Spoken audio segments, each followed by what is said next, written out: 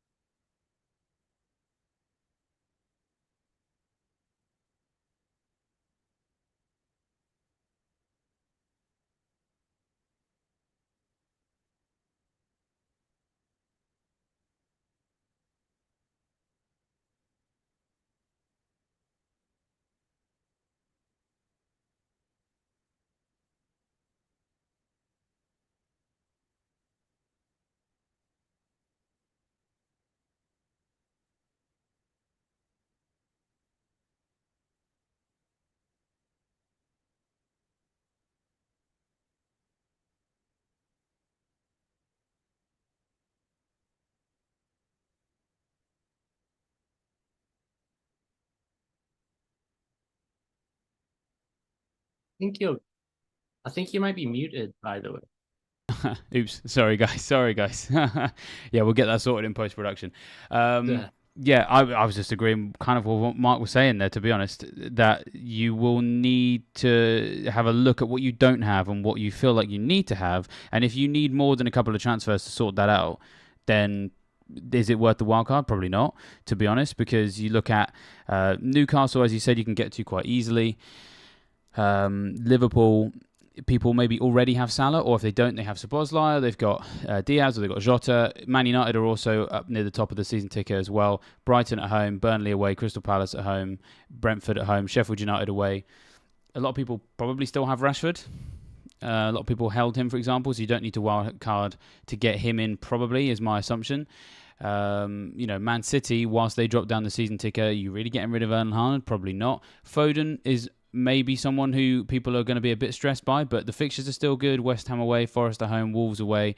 The team that you need to get to best benefit from this period, I don't think needs a wild card to get to. And the most important thing, to be honest, is that Burnley and Luton game week 7. I think that forces the wild card to be beyond that point even more.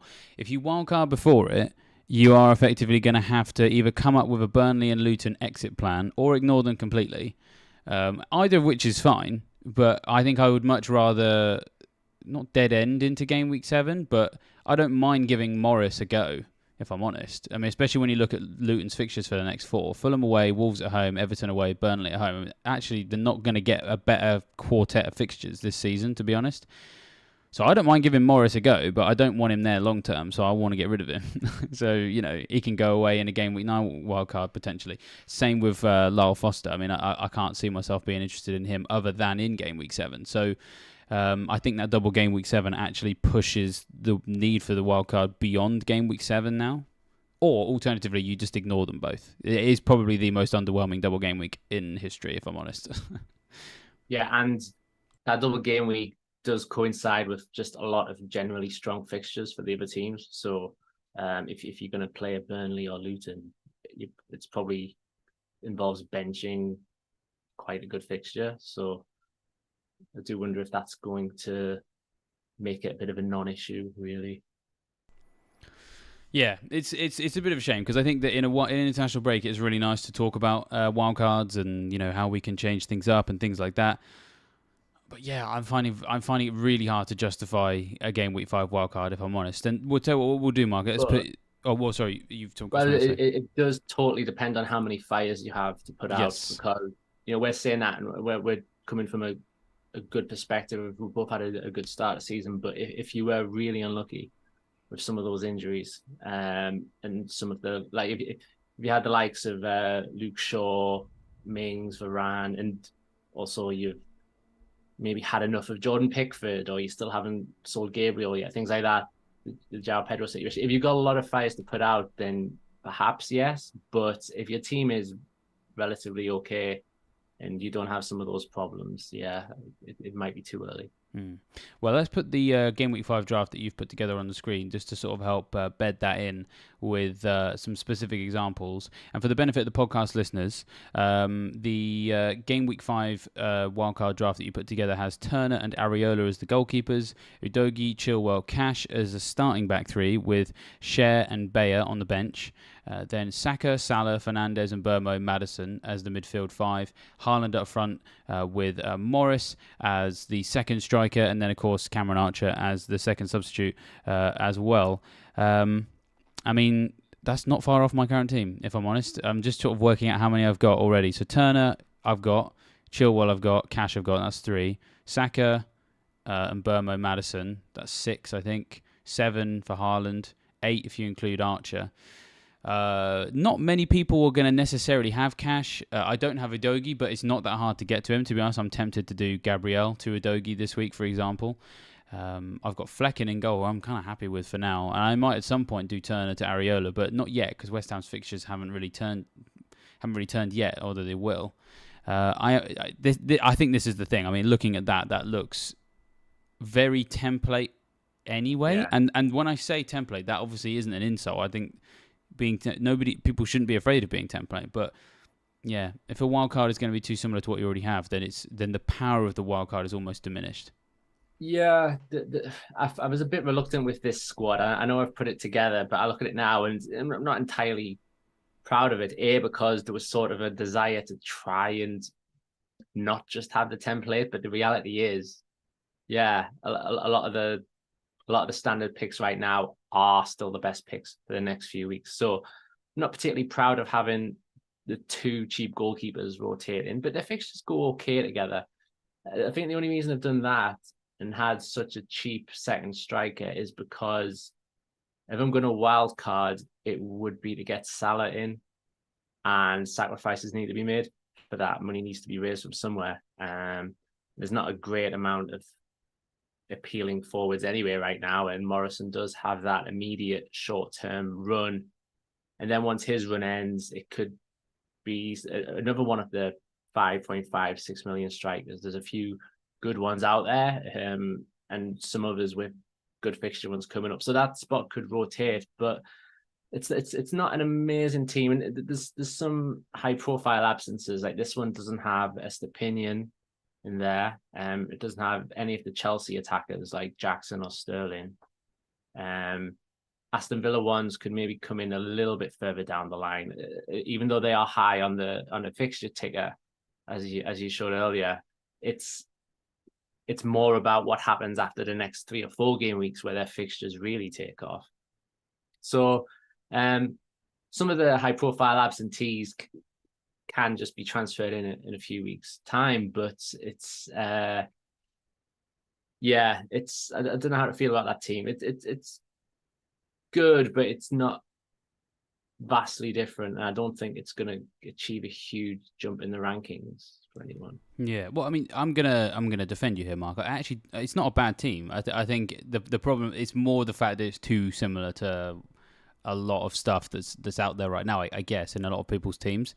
I think the high profile absences are again not actually necessarily an issue. To be honest, I mean, when we talk about wildcarding, one of the things that is important sometimes is maybe coming away from people who are still widely owned because you perhaps feel that their time is up, and that gives you the opportunity to move to the next new trend before other people do. So I don't think for anyone who is considering it, I don't think you should be too scared if you don't have some of those people on the list. So Stupinan, Jackson, Sterling, Watkins, and Rashford, I think, were the ones you mentioned when we were preparing this, and obviously you've mentioned a couple of them there. I mean, a lot of people had been thinking we needed a Brighton exit plan. To be honest, and obviously there's no Brighton attackers there, and just go back to the season ticker and see where Brighton are. They're sort of lower mid-table for game week 5 onwards. United away, Aston Villa away, Liverpool at home, City away. That's 4 of their next 5. So not having a Stupinan for that run is maybe not the end of the world. Chelsea as well. Yeah, I was going to say when Chelsea's fixtures end, Brighton's turn quite good again, so you could sort of go from one to the other, perhaps, maybe, with that team. But I don't think you need to be concerned about having neither Sterling or Jackson, because, I mean, let's be honest, the Chelsea fixture swing, it has happened already. Has it delivered as many points as we hoped it would? No. Has Sterling done anything outside of the Luton game to really get anyone all that excited points-wise? No. Has Jackson massively underwhelmed in, having lots of chances but can't stick them away? Yes.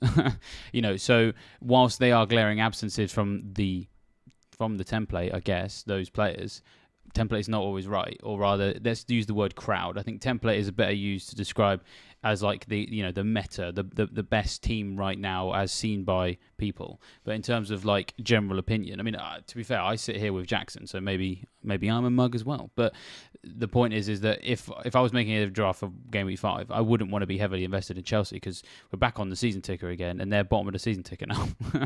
They were top of it from game weeks 3 onwards, or from 3 to 10, I think it was. But between game weeks 5 and 16, I mean, it's awful. So they've still got a few games to go, but then actually, to be honest, this is another reason why the game week 9 wildcard is just so much better than the 5, because there's still value in Chelsea between game week 5 and 8. Bournemouth away, Villa at home, Fulham away, Burnley away. But then you go from game week 9 onwards, and this is why they've been pulled all the way to the bottom of the season ticker. Arsenal at home, Brentford at home, Spurs away, Man City at home, Newcastle away. I mean, that's awful. I mean, that's 3 Champions League teams in the space of 5 weeks. Spurs, who have been a Champions League team in recent years, as well. Brentford are this season's up and coming team. Well, that perhaps feels disrespectful to say because they've been up and coming in the Premier League for a number of years, but that's the point really. You got United away in game week 15. So I'd rather jettison my Chelsea players in game week 9 than game week 5. But if I was wildcarding game week 5, I probably would jettison them now anyway in favour of other people, so I don't have to do surgery in game week 9. Yeah, exactly. Yeah. Exactly that. There's a few mentions in the comments about Son. Yeah, I mean, one of the main reasons you would probably wildcard this week is the appeal of Son being up front, but the reason he wasn't in mine was just money reasons. Like Maddison's cheaper and also brilliant, and every penny's needed to get Salah in if that's the route taken. Well, let's have a look at the Game Week 9 wildcard now, just to sort of help people see the advantages of going at that particular stage of the season. And what we've got on the season ticker for this run is Game Week 9 to Game Week 16. I think it's sorted for overall. Top of the tree is Liverpool. Their fixtures in Game Weeks 9 to 11 especially look really nice. Everton at home, Forest at home, Luton away. You got West Ham up there as well. You got Arsenal third best, Man United fourth best, Villa fifth best, And then, yeah, as we mentioned already, Everton, Chelsea, and Man City are quite near the bottom of the season ticker. Some really nice fixture swings here as well. Also, I think it is for Nottingham Forest, who have been performing above expectations so far. And so when I look at how some of their fixtures spin out on attacking potential, I'm very excited. So that's on the screen right now is game weeks 9 to 16 from overall. From an attacking perspective between game week 9 and game week 20, which I think is the last week you can use the first wildcard, Nottingham Forest have the third highest in terms of fixture difficulty, or fixture ease, I should say. Newcastle also very much up there as well. And so between West Ham, Forest, Newcastle, you got three teams there who it makes no sense to be invested in either now or game week 5, although perhaps with Newcastle you do because game week 6 looks good. But you've just got a couple of teams there that it's going to be difficult to invest in now. Easier to justify movement towards them from game week 9. It's quite a wild fixture swing because also at that time Chelsea, as I said, they drop to second worst for attacking potential. Brentford go right down as well.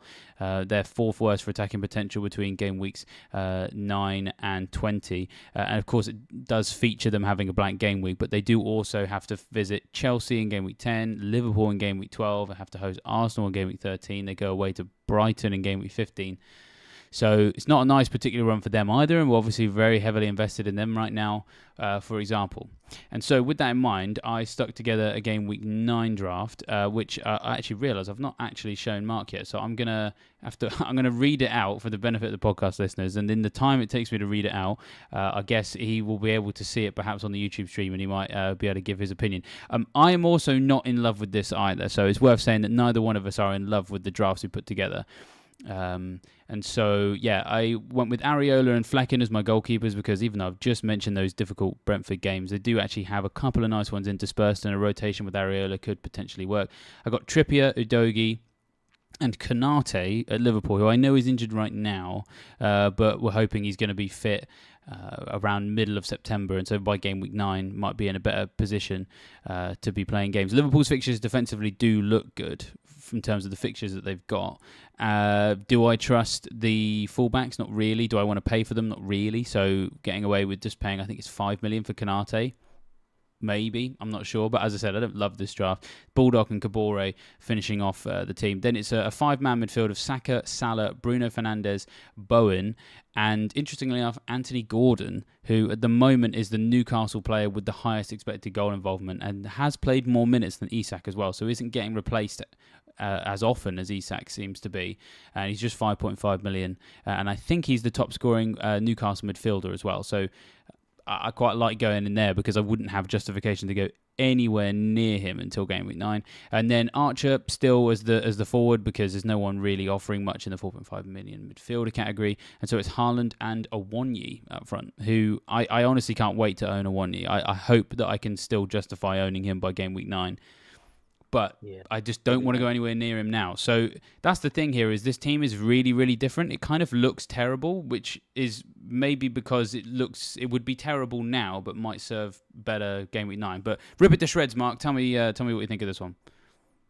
Well, at first glance, yeah, I sort of do sometimes when I'm on my own at home. We'll just already start looking at wildcard drafts, and it's pretty similar in certain ways. It hasn't got any Aston Villa in there. There's so many midfield options though. Like I know I was thinking, oh well, even if I preferred Diaby to Watkins, like who would be sacrificed for that? Because yeah, Jared Bowen has good games, and Mbeumo, it's hard to drop at the moment, stuff like that. So and then Maddison as well. So yeah, there's. Even from game week 9 onwards, it'll feel hard to get the midfield down to 5.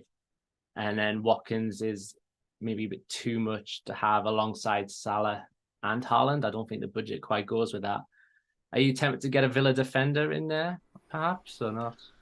Maybe. I mean, the funny thing is, you've obviously mentioned Villa there, and I have Cash and Diaby at the moment, so to be honest, maybe I want a wildcard even later than game week 9. Maybe I can get to this with my free transfers, which I'm not that upset by.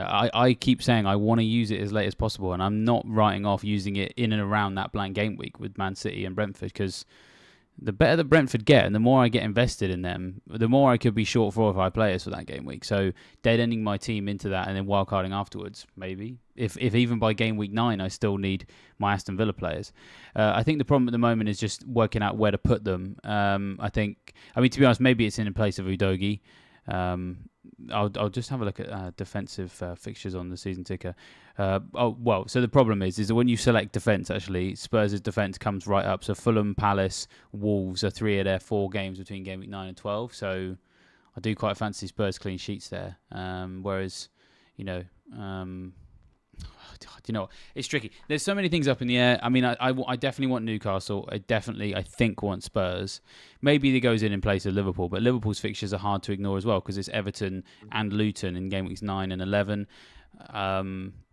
But knowing how to invest in those is hard. They then face Fulham and Sheffield United in game weeks 14 and 15, Burnley in game week 19. I'd love to put a Liverpool defender in a rotation, but you're never going to get the price points for it. So maybe it has to go. Maybe it has to go in there. I mean, the thing is, let's not rule out the fact that maybe by this stage Trent and/or Robertson has become, in inverted commas, must own. Because if we see, I'm not seeing enough from either of them offensively yet to justify it. But that's not to say that they don't put the shift in between game weeks 5 and 8, and then all of a sudden for game week 9, they do need investing in. Because when Trent is on it, he is super on it, and because he's high profile, everybody goes for him. And because there's going to be a lot of wild cards probably played around this time, people will probably be able to get to him quite easily. And so, I'm not ruling out having to be invested in quite an expensive Liverpool defender, which of course then restricts other things like Villa. I don't know. What have you seen so far in the Liverpool defence? Is there anything that particularly takes your eye? It's just really these fixtures that make me feel like we have to think about it. Don't really have a lot of confidence in the Liverpool defense, really. But I think, if I did, it would probably be going for a cheaper coverage of clean sheets, like as you say, like Konate. Like, I don't know, just not feeling it with Trent this year. Bad time to say that because he did have a really good game week 4, but I just don't know how to feel about Liverpool outside of Salah, really. And even like even when you see Darwin Núñez do what he did the other week, he's still not. The same problems persist, and unless Liverpool get an injury to one of their forwards, he's still sort of 3 from 5 there. So I suppose the big questions about yours, the Newcastles. I don't know how much bias is coming into this from me, but sort of Anthony Gordon is there, and I don't think Barnes has started any match yet, but that time is coming, I think. In the same way that like anyone who's invested in Isak up front, there's probably going to be a disappointment there at some point because Wilson, well, once the Champions League games get kicked in, there's going to be some rotation between these guys. One of the things Newcastle have done this year is add a bit of depth to the squad, which could also affect Trippier, of course. Maybe Livramento gets a run out one of those games. So there's even the argument of, could Trippier be downgraded to either Schär or Botman, and what could that money do? Perhaps, I don't know. Yeah, that's one I'm not ruling out. I think I've seen a lot of Schär and Botman on Game Week 5 wildcard drafts, yours included, actually. I'm not ruling that out because, the handy thing about, again, this is actually the other thing about going in Game Week 9 instead of Game Week 5. I don't want to sound like a broken record, but wildcarding before we have any idea what European football is going to do for the subtle nuances of selection in all of these different teams is a huge risk because you could end up, because if you're wildcarding now, you're going to have to get some Newcastle because now's the time, right? Their fixtures are starting to get good. So you're either using your free transfers without the wildcard to get a Newcastle player, or you're including one on your wildcard with absolutely no knowledge of who gets the nod in Europe and who gets the nod in the Premier League. You'd imagine that Trippier would get more time in Europe because A, he's better, and wow, Newcastle have some pretty beefy fixtures in the Champions League, compared to your Lutons and your Sheffield Uniteds, which is, of course, no disrespect to those teams. But let's not also forget Trippier has played in Europe. Now, obviously, I know the Premier League is in Europe, but by that I mean he has played domestic football on the continent. And correct me if I'm wrong, I think he may have also played European football for Spurs. So that experience is going to probably involve him in more Champions League games, whereas Livramento, a little bit more Premier League experience than continental experience, so maybe he gets the Premier League games. If that happens, then that's quite useful for a Game Week 9 wildcard, because, as you say, downgrading him to someone a bit less glamorous but more likely to start games, that's good, because that could maybe help me upgrade Konate to Robertson if I wanted to, for example. But I also wanted to, but you obviously mentioned Gordon and Barnes as well, and it's good obviously to get your input. And I was actually going to ask you about Newcastle rotation anyway, so thank you for reading my mind. My guess is this. Now you can give me your opinion and tell me I'm wrong if you want. With Harvey Barnes has played European football before with Leicester, and so could the Champions League games be where we see Harvey Barnes, Anthony Gordon less football on the continent, with Everton, understandably, less involved in Europe than Leicester were. Maybe he gets the Premier League games. I mean, it's a kind of wait and see. It's definitely wait and see. In fairness, I know it's not quite the same, but Anthony Gordon had a brilliant summer with the England under-21s, which, that's it's not the same thing, but he has gone on the continent and had a good time. It's tough to call it. From a fan's perspective, I found the Barnes signing a bit odd, because the bigger weakness seemed to be the right flank with Almiron, and also Joe Linton's arguably one of Joe Linton's best roles is from the left, and sort of he's almost like scrapped that with the signing of Barnes, because then there's two ahead of him there. But there was some of Newcastle's best moments in the later months of last season was when you had Willock and Joe Linton sort of interchanging. Like in the match, one of them would be left central midfielder, one of them would be on the left wing, and they'd sort of interchange all the time. And that was a really good part of the team. And it looks like that's not going to happen anymore. So I found that a bit odd, but Eddie Howe knows best, of course. And then when it comes to Gordon v, you're right. Barnes does have more European experience, but that's why waiting a bit longer answers these questions, because we just don't know yet. And Newcastle's favoured back four last season of Trippier, Schär, Botman and Byrne. They started 31 of the 38 matches, but you can't, it shouldn't be that this year. Is this the year when you're going to see Livramento step in for some games? Lewis Hall's arrived now. So there might be a little bit more resting going on in the back line. So even when you say, Trippier could be downgraded to Schär or Botman, there might be the occasional game where Byrne plays in Botman's spot, especially when he's just got hurt at the weekend. So there might be a little bit of be careful with Botman. That could be going on. So it's I hate to sort of answer with a series of questions there, but with Newcastle, we just don't know yet heading into game week 5, but we should know a bit more by game week 9. Yeah, but I mean, it's fine, man. I think hopefully people don't feel too bashed over the head, but I just think the general point is there's so many unanswered questions that, I mean, even talking about a game week 5 wildcard to me seems odd, unless teams are in a total mess. But I mean, I think what perhaps sums it up is a suggestion. I think it was from Dom Juicer. He said, for what's on the screen right now, go Diaby over Gordon and downgrade Fernandes to Maddison. Well, both those players are currently in my team, so maybe I go even later than game week 9. But just to finish off on Newcastle, before I ask this question, apologies if there is any sort of background noise from me today. It is super hot here in Plymouth, so I've actually got my window open. I was no way I was going to be able to stream with that window closed. But yeah, Pete says, if gambling on Toon Attack, surely Wilson is the shout, because Isak is made for the Champions League. I guess, same logic. I was actually going to ask this anyway, so thank you, Pete, for mentioning it. It's almost the same dynamic, I guess, as Gordon and Barnes, in that one of them has got a lot more experience playing football on the continent than the other, and Wilson is hardly a downgrade in the Premier League. In fact, has a much better Premier League goal scoring record than Isak does. Yeah, and it's strange saying that, because Isak is a lot younger than Wilson, but Isak is the experienced one on the continent. He'll be against former club Dortmund, for example, and yeah, that does make sense that maybe the likes of Trippier and Isak are going to sort of have their experience deployed in the European games, but I don't know if that's enough to say that Wilson starts all league games, or even if he starts like 3 out of 4, like at best, it might be 50-50. And that still probably wouldn't be good enough to justify the purchase. People are trying to sell João Pedro because he started 50%. So I think going from that to either Wilson or Isak might do the same thing. Well, speaking of forwards, we've got a question from Nuclear Atoms who says, where is Lyle Foster in all of this? Apparently he spotted you tweeting about him, Mark, so it sounds like you got to come out and defend yourself. But of course, Burnley playing twice game week 7. We've talked a little bit about Morris, and we can, if people want, we can probably go into a bit more detail on Morris in a minute. But it seems how Foster has been name checked first. What's the latest with him? Well, thanks for noticing the tweet first of all.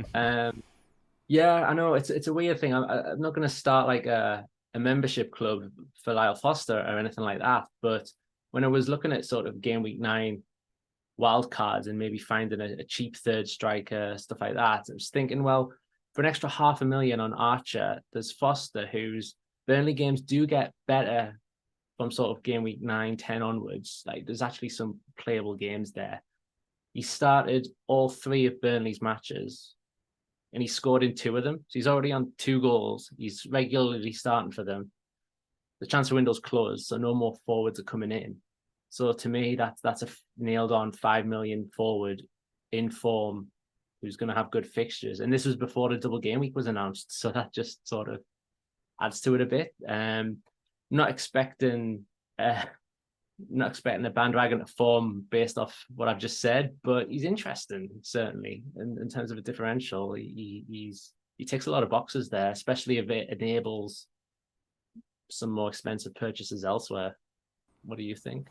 Yeah, I mean, I think I see double game week 7 as a bit of an opportunity. Let's bring the season ticker back up for game week 5 onwards. I see the double game week 7 as a bit of an opportunity, because I do think largely people will overlook it. I think people have been stung by double game weeks in the past, especially when it involves teams that aren't all that exciting. I mean, the 2 that I've seen get mentioned a lot this week is obviously the Watford one from a number of years ago with Dennis getting sent off, Dennis the Menace, and then missing the second game.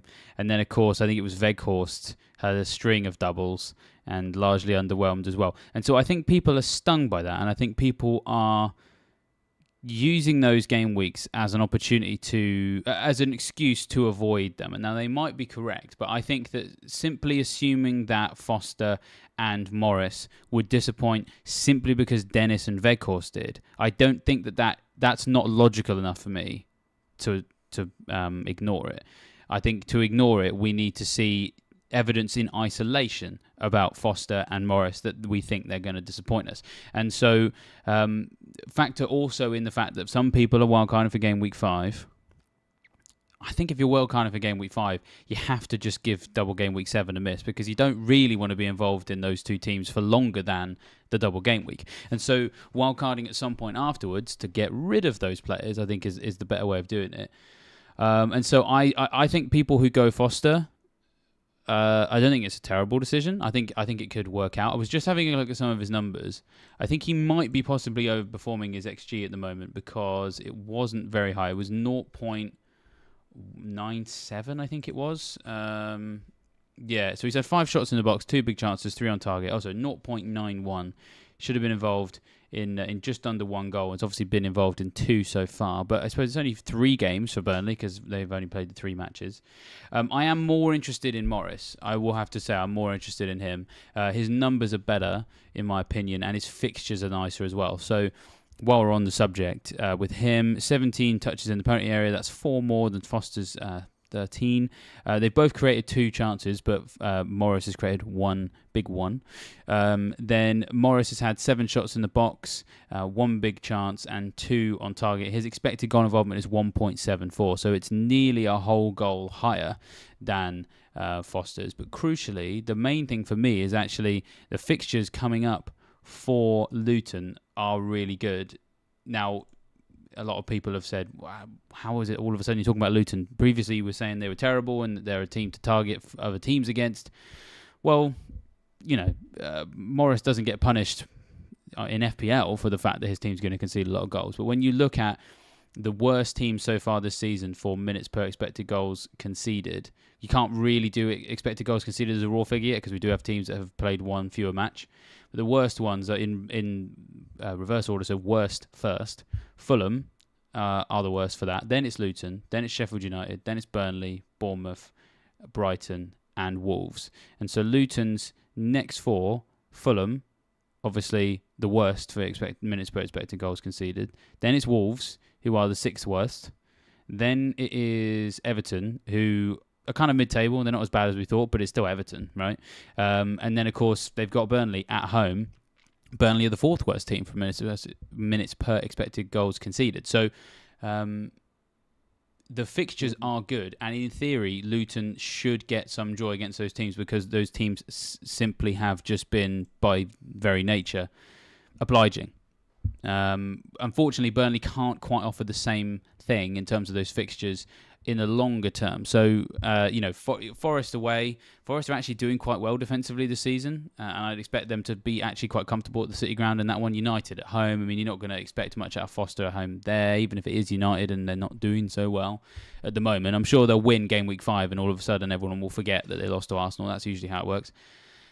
Double game week maybe, but one of them's against Newcastle, so it's like, it's tricky. I understand the interest, but I think Morris has the edge just because his stats are a bit better, his fixtures are nicer as well. So yeah. From game week 10, so if we're looking beyond those, from game week 10, Burnley do have sort of Bournemouth, Palace, Arsenal, but then West Ham, Sheffield United, Wolves. So that's a good 5 from 6 there, but that's probably too far down the line to really be thinking of right now. But I suppose when I was making that point about Foster, it was more longer term. But in the short term, those 4 Luton fixtures, if you're ever gonna get on board with Luton, it's probably for these. Because that's a great double game week 7, Everton and Burnley. It's now or never really for them. Yeah, so I should have said that wasn't to knock Foster as a long-term option. I think you're right. I mean, Morris now, Foster later would be probably the way to do it. I suppose the interesting would be how it compares with Sheffield United's fixtures to see if it was worth justifying over Archer. And so then, game week 10 onwards from Burnley, Bournemouth away, as you say, Crystal Palace at home, Arsenal away, West Ham at home, Sheffield United at home, Wolves away. Sheffield United in that same run, they've got Arsenal away, Wolves at home, Brighton away, Bournemouth at home, Burnley away, Liverpool at home. So it's a little bit more in and out, one nasty one nice one, whereas it's a little bit more consistent for Burnley. So maybe that's what you pay the extra 0.5 for, to go Archer to go Foster over Archer. Because I do think that in that bracket at the moment, in order to replace Archer as the third forward, I think someone really has to step up and make some waves first. Especially if you're going to spend an extra 0.5. Foster could maybe do it.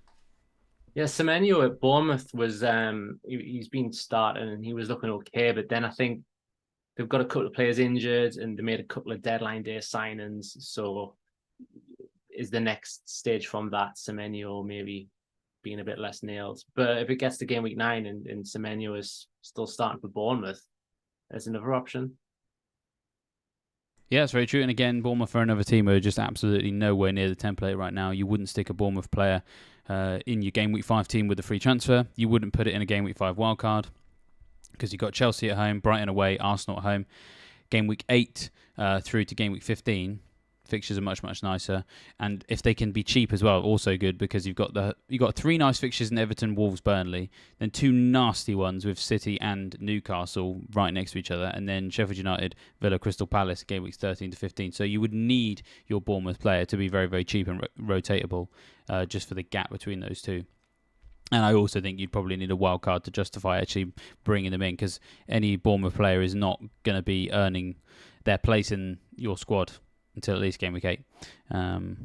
So yeah, I think we thoroughly answered the questions in terms of the basic general talking points about when wildcards should they be now. We've had a look at a game week 5 wildcard, and we're sort of like impressed to some extent, but not impressed to the extent that we feel like we can't reach something close to that without our free transfers. Although what we'll say now is we'll do a few minutes of a bit of a Q&A. So if you've got any specific questions, throw them in the chat. and if they're related to the wildcard, all the better. If you are wildcarding this week, give us your thoughts, or if you haven't pulled the trigger yet and you want to know if you should, stick a loose description of your team in the chat, and we can tell you whether or not we feel like you need to pull the trigger. While we're doing that, while we're waiting for you guys to populate the chat with some questions, I will of course remind you guys again to sort out your Fantasy Football Scout membership for Game Week 5, the season ticker especially. I mean, even just for that alone, it's worth it. The way that we're able to have a look at these different fixture swings, when they happen, for how many teams, how much of a swing it is, how much we feel like we need to make lots of transfers to invest in that swing, this swing, etc. If you're looking for defensive rotations as well, we looked at a couple of players in here. We feel like we'd need to bench for some game weeks. Well, those sorts of setups are even better when you compare that person with someone who can fill in their blanks for them. You'll also be able to do that in the season ticker in the members area as well. So do get yourself sorted for the rest of the season with that. And I'm going to remind you after we've done our questions, but I'm going to remind you before we've done our questions as well. If you haven't already liked the stream, do that so that we know that you enjoy these streams, especially if they're about a wild card as well. Subscribe to the channel and hit that bell notification so you don't miss a single thing between now and the Game Week 5 deadline. We will have full episodes of absolutely every recurring series. We've had loads this week. We'll have more next week as well, so make sure you don't miss out on those. Right, I have rambled and waffled for long enough for people to type their questions out, which is good news because that means I can shut up. Let's start with Kareem Attia, who says, do I stick to Isak? Well, he's blanked in every match since that opening day haul, but the fixtures are about to get great again. As we just discussed with him and Wilson, though, it's almost like the existence of each other hurt each other. Like they're hurting themselves by existing because it sort of wipes them both out as good assets, really. If you've already got Isak, then it might be worth just sticking with, because he probably does have the edge over Wilson, and you're not using a transfer on it. So if there's probably more urgent players to put out, but I would say there might be some very shortly some more attractive, but more importantly, more nailed forwards. Yeah, definitely a wait and see, especially with those fixtures. You'd be kicking yourself if you sold him and then he ended up doing very well. Next question comes from Hamnis, who says, Flecken or Leno for the long-term goalkeeper? So it's about the Fleck Republic, right? Hey, here we go. There's some, if Areola, if he's your second goalkeeper, he rotates quite well with Leno. I don't know how he rotates with Turner, for example. But the thing with Leno and Fulham is that Fulham have conceded the most shots on target, and their defence has had some pretty poor underlying numbers. But on the other hand, that means he is getting quite a few saves in, and when it comes to save points and things like that. So it depends what you want. But being more impressed with Flecken and Brentford so far, to be honest. They look a bit, and their fixtures, they've had good fixtures, and they still look quite good going forward for the sort of medium term. So, but you're asking about the long term. Yeah, I'd probably say Flecken. I think I'd slightly trust Brentford more than Fulham defensively. Yep. Yeah, I agree completely on that one. I think Flecken is a way to go. Some decent stats to look at so far. Save percentage, Flecken's is higher, 72.2% to Leno's 68.8%. I was kind of hoping Flecken's would be higher. Turner's is actually higher than his at the moment. And it's 13 saves for Flecken. Leno does have 22, but he's facing so many that the law of averages is they're going to go through. He's a very, very good goalkeeper, but it's just Fulham's defence is way too obliging. If we have a look at, we'll go back to minutes expected, goals conceded.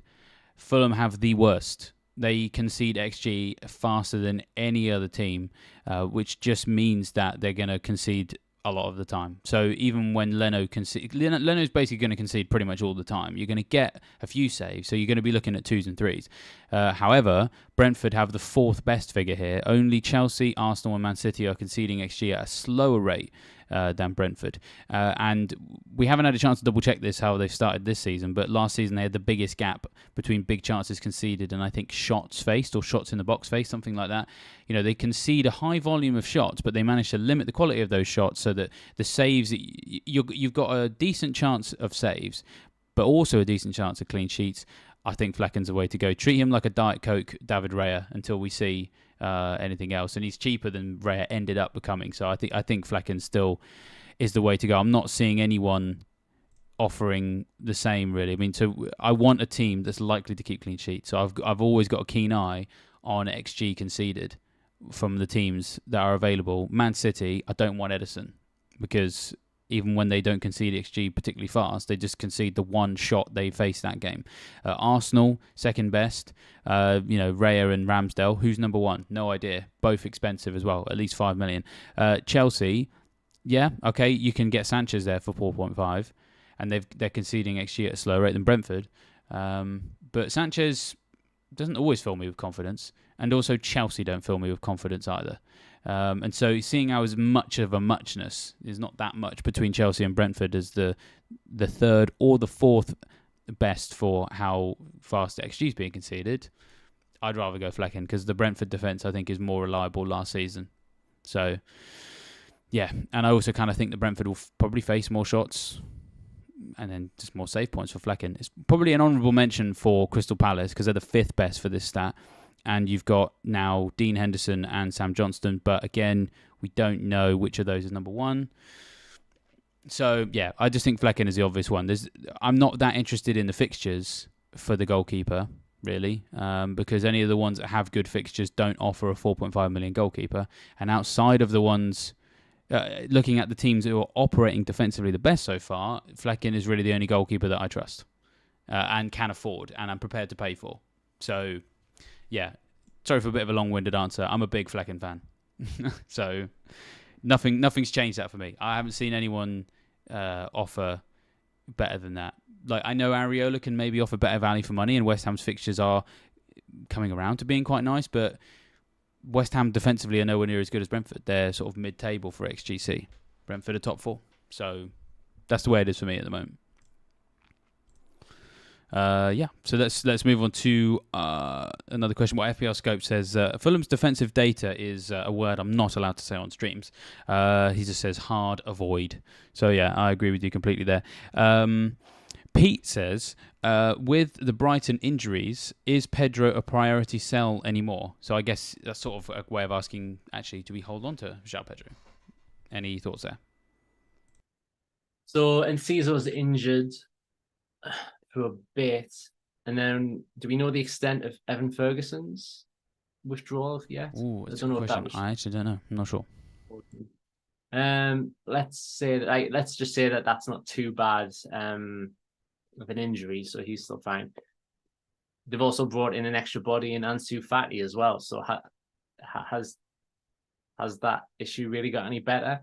Having said that, for a £5.5 million forward in the league's most attacking team, I wouldn't call it a priority sale, but if you do have the transfers, he's the same price as Carlton Morris, and it might be.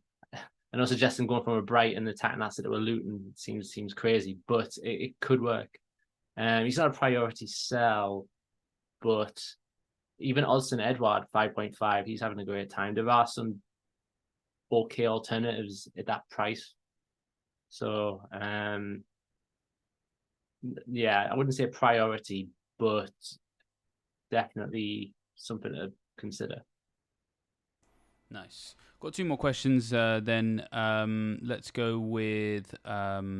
back to Burnley. This one's from Negus, who says, should I start my Burnley bench fodder defence in Alderkeel and Bayer in double game week 7? So there are a lot of people who do have a 4 million defender on their bench, have had them since game week 1, haven't used them yet, and now that asset, which is basically just a non-person at this point, has a double game week, and so normally they wouldn't get a start. So what would you do if you had those guys on your bench for a double game week 7? Both of them are in the same. Yeah, it sounds like he's got Alderkeel and Bayer. Yeah, well, on the one hand, you would say don't play both of them, but then it's like, well, if you're expecting one of them to do all right, then surely it's both of them. There's some good other defensive fixtures in game week 7. So Newcastle are at home to Burnley. We got Chelsea away to Fulham. I don't know if that's a good defensive fixture, but Chilwell can certainly have a good time there. Manchester City, if you hit it well with Pep Roulette, they've got Wolves. So again, that's a good fixture. Arsenal, if you've still got like Saliba or someone, they got Bournemouth. So there's a lot of good defensive fixtures that weekend. So starting either of the Burnleys could be difficult to justify. Certainly not both. I would probably say no. Yeah, I think Burnley especially because their double game week just looks naff. The Luton game, well, Burnley aren't showing like a team that's going to keep clean sheets. I mean, just revisiting the minutes per expected goals conceded data, they got the 4th worst stat for that in the Premier League. I think both Luton and Burnley will score against each other in game week 7 because their defenses are so bad that it just seems like that's going to happen. And then the other game is Newcastle. I mean, that's going to hurt big time. Like, Burnley aren't going to try and defend in that game. They're going to keep doing what they keep trying to do, which is try and play out from the back and play expansive football. But Newcastle, I mean, they put 5 past Aston Villa. What can they do to Burnley? So, yeah, I wouldn't start them. I think you could be looking at minus points for your Burnley defenders that week. Do you ever think about Burnley facing Luton and that potentially being a good fixture? I mean, at the same time, we're saying that's a good fixture for Carlton Morris as well. So, which camp are we in there? So, in that respect, yeah, I don't fancy the Burnley defenders. No, yeah, they're definitely ones to keep out of your team, I think, for now. Right, so Alex Meacher says, now this is an interesting one. We'll go with 2 more from this point, and they're both wildcard related. Eze and Watkins on a Game Week 5 wildcard. It looks great as they rotate unbelievably well, which that is not a rotation that I've looked at specifically, although, I mean, actually, I tell a lie, I have done for defensive, because I do have Cash and I have Anderson. But I guess the question here is rotating I think 6.5 million midfielder and an 8 million striker. I mean, I think they're both good options, but rotating them seems a bit dangerous. Yeah, you're going to have an expensive player on the bench every week. If you can afford that, then fantastic. But no, for that, I mean, you could say like if Diaby and Edward, it's the same 2 teams rotating well, but it's a lot less money, maybe something like that. But if you really are fancying Eze and Watkins, yeah, having to bench one of those every week that's going to hurt a few times, definitely. Absolutely, yeah, definitely try and find some way to start both of them if you can. I would say, and if you feel like one of them has fixtures that you don't like enough to bench them, maybe it's actually not worth owning them in the first place, and finding someone who has better fixtures more consistently across that run. So yeah, our last question then, and it is a wildcard draft from Dekiru. I quite like this. Actually, quite a good draft, if I'm honest. It's Vicario and Flecken as the goalies, Udogie, Cash, Stupin, and Chilwell and Anderson as the defenders, Saka, Szoboszlai, Son, Ward-Prowse, Diaby as the midfielders, Visser, Haaland, and Wonyi as the strikers. And somehow, I've got no idea how he managed this. 2 million in the bank. There is no cheap players at all. I mean, on the one hand, yes, that's a good team, but that is going to be a nightmare every week because we just promoted how good of an option Flecken is, but Tottenham have Sheffield United and Luton coming up, so one of them is going to go wrong. Some good attacking defenders, fair enough, but in midfield, yeah, that's just going to be an upfront. But benching one of those every week is going to be difficult, so good luck with that if you do. It's a good team though, in a way. Like, it's lots of very good players. Ward-Prowse has delivered in every match for West Ham so far. Big Diaby fan. Wonyi, as you were saying earlier, quite looking forward to owning him in a way. He had a great end to last season, continued it into this one. So there's a lot of good players there, but the argument is that there might be too many good players, if there is such a thing.